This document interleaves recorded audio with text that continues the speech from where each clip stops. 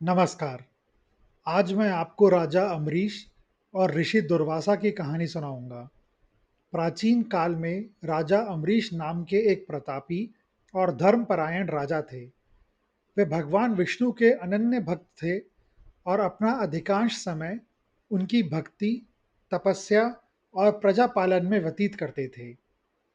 राजा अम्बरीश इतने निष्ठावान भक्त थे कि भगवान विष्णु ने स्वयं उनकी रक्षा के लिए अपने परम अस्त्र सुदर्शन चक्र को सदैव उनके साथ रहने का आदेश दिया था। कोई भी अम्बरीश को हानि पहुंचाने का दुस्साहस नहीं कर सकता था, क्योंकि वे जानते थे कि उन पर श्री हरि की विशेष कृपा है। राजा अम्बरीश हर वर्ष एकादशी पर व्रत बड़ी निष्ठा और नियम से करते थे। एकादशी व्रत में पूरे दिन उपवास रखा जाता है और अगले दिन द्वादशी को सूर्योदय के बाद और द्वादशी तिथि समाप्त होने से पहले ब्राह्मणों को भोजन कराकर स्वयं पारण यानी कि व्रत तोड़ना किया जाता है। एक बार राजा अम्बरीश ने पूरे वर्ष की एकादशियों का व्रत सफलतापूर्वक पूरा किया और अंतिम एकादशी के बाद द्वादशी तिथि पर पारण करने वाले थे। उन्होंने अपनी पत्नी के साथ यज्ञ किया, ब्राह्मणों को भोजन कराया और उन्हें दान दिया। अब पारण का समय समीप आ गया था।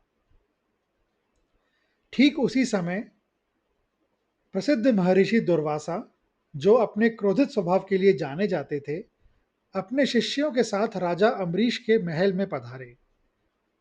राजा अम्बरीश ने उनका भव्य स्वागत किया, उन्हें आसन दिया और उन्हें भोजन के लिए आमंत्रित किया। ऋषि दुर्वासा ने राजा के आमंत्रण को स्वीकार किया, लेकिन उन्होंने कहा कि हे राजन, मैं अभी यमुना नदी में स्नान और अपनी संध्या वंदन के लिए जा रहा हूँ। मैं लौटकर ही भोजन ग्रहण करूंगा, तब तक आप प्रतीक्षा करें। यह कहकर ऋषि दुर्वासा नदी की ओर चले गए। राजा अम्बरीश जानते थे कि दुर्वासा ऋषि का स्वभाव कैसा है और वे कब लौटेंगे, इसका कोई भरोसा नहीं। इधर द्वादशी तिथि समाप्त होने का समय निकट आ रहा था। यदि द्वादशी के रहते पारण न किया जाता तो उनका पूरे वर्ष का एकादशी व्रत खंडित हो जाता और उसका फल नष्ट हो जाता। राजा एक बड़े धर्म संकट में पड़ गए। यदि वे ऋषि के बिना पारण करते तो यह अतिथि का अपमान होता और ऋषि दुर्वासा क्रोधित हो जाते, और यदि वे ऋषि का इंतजार करते तो द्वादशी समाप्त हो जाती और उनका व्रत खंडित हो जाता। राजा अम्बरीश ने अपने राजपुरोहित और विद्वान ब्राह्मणों से सलाह ली। ब्राह्मणों ने बताया कि शास्त्रों के अनुसार ऐसी स्थिति में जल पीकर पारण करना सबसे उत्तम उपाय है। जल पीने से व्रत का नियम नहीं टूटता और अतिथि का अपमान भी नहीं होता, क्योंकि जलपान को पूर्ण भोजन में नहीं माना जाता। ब्राह्मणों की सलाह मानकर राजा अम्बरीश ने ऋषि दुर्वासा का ध्यान करते हुए उनसे मानसिक रूप से अनुमति लेकर केवल एक घूंट जल ग्रहण किया, ताकि उनका व्रत खंडित ना हो। वे ऋषि के लौटने पर उन्हें भोजन कराने के लिए तैयार बैठे थे। थोड़ी देर बाद महर्षि दुर्वासा स्नान और संध्या वंदन करके लौटे। वे अपने योग बल से जान गए थे कि राजा अम्बरीश ने उनके आने से पहले ही जल ग्रहण कर लिया है। दुर्वासा का क्रोध तुरंत भड़क उठा। उन्हें लगा कि राजा अम्बरीश ने उनका अपमान किया है, एक अतिथि को भोजन कराने बिना स्वयं पारण कर लिया। क्रोध में आग बबूला होकर ऋषि दुर्वासा ने अपने माथे से एक बाल उखाड़ा और उसे पृथ्वी पर पटक दिया। उनके तप के बल से उस बाल से एक भयंकर कृत्या राक्षसी प्रकट हुई। दुर्वासा ने उस राक्षसी को आदेश दिया, जाओ इस अहंकारी राजा अम्बरीश को भस्म कर दो। कृत्या राक्षसी भयंकर गर्जना करती हुई राजा अम्बरीश की ओर लपकी, ताकि उन्हें भस्म कर सके। जैसे ही कृत्या राक्षसी अम्बरीश की ओर बढ़ी, राजा की रक्षा के लिए भगवान विष्णु का सुदर्शन चक्र तुरंत प्रकट हो गया। सुदर्शन चक्र, जो अग्नि और तेज से प्रज्वलित था, उसने क्षण भर में उस राक्षसी को भस्म कर दिया। राक्षसी को भस्म करने के बाद सुदर्शन चक्र ने ऋषि दुर्वासा की ओर रुख किया। ऋषि दुर्वासा जो अपनी तपस्या के बल पर बड़े बड़े देवताओं को भयभीत कर देते थे, सुदर्शन चक्र को अपनी ओर आते देख भयभीत हो गए।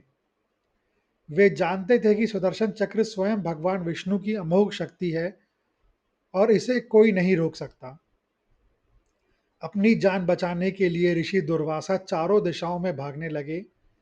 वे पृथ्वी पर भागे, आकाश में उड़े और विभिन्न लोकों में शरण खोजने लगे। सुदर्शन चक्र एक प्रचंड गति से उनके पीछे लगा हुआ था। उन्हें कहीं भी चैन नहीं मिल पा रहा था। भागते भागते ऋषि दुर्वासा सबसे पहले ब्रह्मा जी के पास गए और उनसे अपनी रक्षा की गुहार लगाई। ब्रह्मा जी ने कहा, हे दुर्वासा, मैं इस चक्र से तुम्हारी रक्षा नहीं कर सकता, क्योंकि यह साक्षात भगवान विष्णु की शक्ति है। यह केवल उनकी आज्ञा से ही रुक सकता है। निराश होकर दुर्वासा भगवान शिव के पास पहुंचे और उनसे प्रार्थना की। भगवान शिव ने मुस्कुराते हुए कहा, हे दुर्वासा, तुम मेरे अंश हो, लेकिन मैं भी इस सुदर्शन चक्र को नहीं रोक सकता। यह भगवान विष्णु का चक्र है और केवल भगवान विष्णु ही इसे शांत कर सकते हैं। यह उन्हीं की शक्ति का प्रतीक है जो अपने भक्तों की रक्षा के लिए प्रकट होता है। जब ब्रह्मा और शिव भी दुर्वासा की सहायता नहीं कर पाए, तो भयभीत दुर्वासा अंततः भगवान विष्णु के पास क्षीर सागर पहुंचे और उनके चरणों में गिर गए। उन्होंने अपनी रक्षा की गुहार लगाई। भगवान विष्णु ने दुर्वासा को उठाया और अत्यंत शांत व गंभीर स्वर में कहा, हे दुर्वासा, तुम मेरे भक्त के प्रति अपराध करने के कारण इस संकट में पड़े हो। मैं ना तो अपने लिए और ना ही अपनी लक्ष्मी के लिए स्वतंत्र हूँ। मैं तो केवल अपने भक्तों के अधीन हूँ। मैं सदा अपने भक्तों के हृदय में निवास करता हूँ और भक्त ही मेरा हृदय है। मेरे भक्त जहाँ रहते हैं, वही मेरा निवास स्थान है। भगवान विष्णु ने आगे कहा, मेरा मेरे भक्त मेरा प्राण है और मैं अपने भक्तों का प्राण हूँ। मेरे भक्त मेरे सर्वस्व हैं और मैं उनका सर्वस्व हूँ। जो मेरे भक्त का अपमान करता है, वह मेरा ही अपमान करता है। यह सुदर्शन चक्र मेरे भक्त अम्बरीश की रक्षा के लिए प्रकट हुआ है। यदि तुम इस चक्र से मुक्ति चाहते हो, तो तुम्हें स्वयं अम्बरीश की शरण में जाना होगा और उनसे क्षमा याचना करनी होगी।